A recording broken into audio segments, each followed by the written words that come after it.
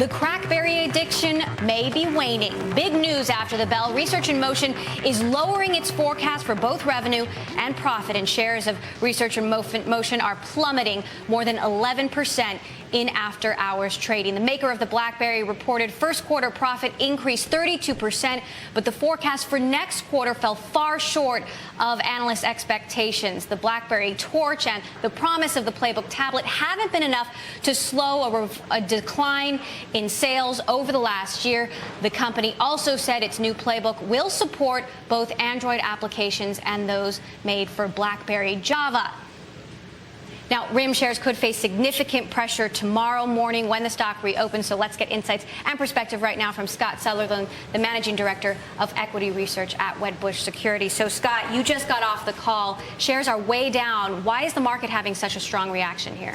Yeah, I think with the PlayBook launch, a lot of people got really excited going into this quarter that there would be stronger sales of the PlayBook. But frankly, there was no refresh in the device portfolio for their smartphones. The Torch is getting a little bit long in the tooth here, and they need to refresh those devices, which they're claiming is going to be Q2 and Q3. Not giving much information on those devices.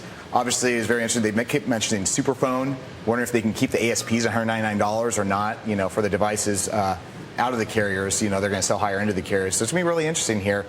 They did raise the annual guidance, or did provide a pretty bullish EPS number for the annual guidance, so it's going to be very back-end loaded. So I think a lot of investors are trying to figure out, with such a lower number, or partially lower number here in Q1, can they really make the full annual guidance, or are they just being too bullish out in front of themselves? Now, they finally made it official that the PlayBook will support Android apps. What are the implications of this, and is this RIM giving in?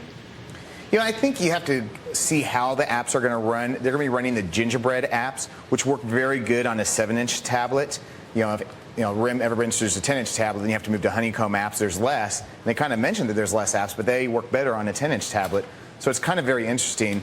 Some people were mentioning why develop for QNX at all if you could just develop for Android, and then the QNX platform plays those apps. Hey, Scott, when I looked at the guidance, one of the things I noticed right away was the margins seem to be slipping pretty dramatically. What's that all about? Yeah, I think that was one of the biggest concerns on the Q1 guidance being lower, was the margins and coming down throughout the year. The PlayBook is the tablet space is very competitive. Apple even said when they entered, they're going to price aggressively to own that market. So BlackBerry is coming out, with fairly aggressive pricing and lower margins, lower than 40%. So that is going to have pressure on their margins as that picks up throughout the year. In addition, the devices they're selling this quarter are going to be lower margin. Obviously looking for the device refresh in Q2 and Q3. Now, it used to be subscription growth was the big number that moved this stock whenever the quarter came out. Is that still important, and what did we learn about the company today that we didn't know yesterday? Well, obviously, anything we get in the filings on the subscription growth is going to be key. It's a number they've pulled from their guidance and the metrics that they report. Obviously, that's been one of my bigger concerns. I think they're about 18% of the revenue is a higher margin messaging revenue. They have owned the enterprise market for messaging accounts. Now you're seeing lower cost solutions. Motorola made an Android announcement with 4 Android vendors at Mobile World Congress, having lower pricing out there. So I think there is some pressure on that high margin revenue line. That's about 18% of revenue. Wait, just to be clear, they stopped giving the subscription growth number when the numbers started to look bad? I guess that's what the speculation is. You pull a metric when it doesn't look good for you, and give a new metric when it does look good for you.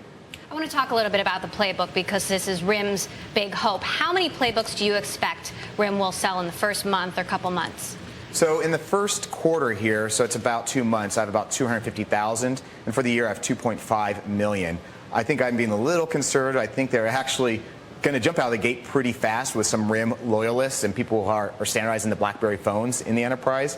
What I'm really more interested in is 2-3 quarters out what the staying power of the PlayBook's going to be. So in the first weekend, it's estimated the iPad 2 sold 500,000 units. I mean, that's a really tough act to follow. Is the PlayBook going to be as good as RIM hopes? Well, when I looked at the iPad, I think it was even higher than that. They sold out at every store. There was, I think, 10,000 outlets selling the iPad, getting anywhere from like 50 to 70 to 80, and that's not talking about the Apple stores, which get a lot more. There are lines out throughout San Francisco, so I actually think that number is going to be higher.